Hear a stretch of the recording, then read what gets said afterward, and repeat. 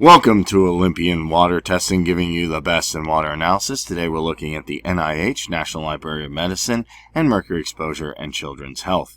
So when it comes to children being exposed to mercury, there's a lot to go over, and we need to know the adverse effects. So acute or chronic mercury exposure can cause adverse effects during any period of development. This includes newborns, adults, teenagers, and children.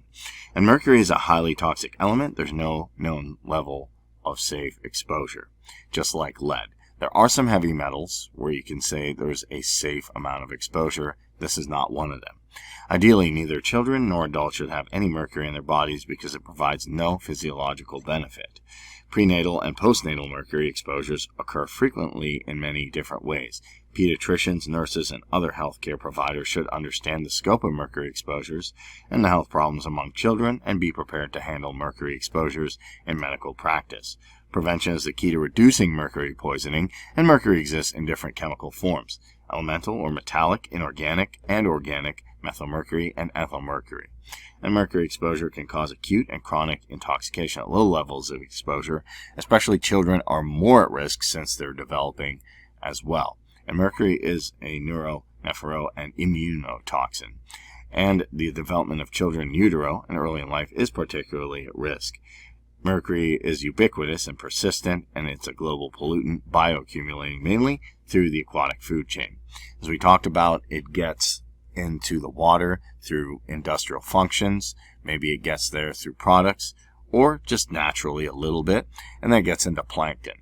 As these fish eat the plankton, then bigger fish eat those fish. Bigger fish eat those fish, and bioaccumulation happens. And this results in a serious health hazard for children, and it also provides this article has an extensive review of mercury exposure in children's health, which we will take a look at. So mercury is a silvery white, shiny metal, and a unique chemical with physical properties. It does look like water, but it's a lot more toxic than water, as it severely affects the environment and humans, especially developing fetuses and infants. So there's three main forms of mercury that differ with respect to the toxokinetics regarding absorption, distribution, and accumulation in the human body related to health outcomes. And the extent of cycling in the environment, elemental mercury is liquid at room temperature, and this form is less toxic from inorganic or organic bound mercury. If it's heated, though, mercury evaporates and becomes highly toxic, and metallic mercury is lipophilic and is stored in fatty tissues, and inorganic ions of mercury. Water is solubly in general. Divalent mercuric salts are soluble in water. Now, you can see that it is a global pollutant because of the fish.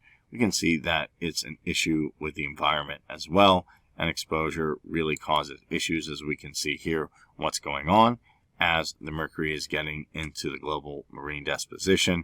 And children who are eating a lot of fish and people who are eating a lot of fish are going to get more bioaccumulation of methyl mercury.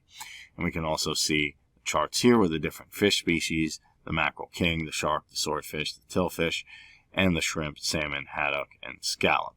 So the issue here is to understand that eating some fish is not bad, or having a little bit of mercury in the water is not something that's always going to cause issues. But one issue is that a lot of children living near industrial sites are at higher exposure.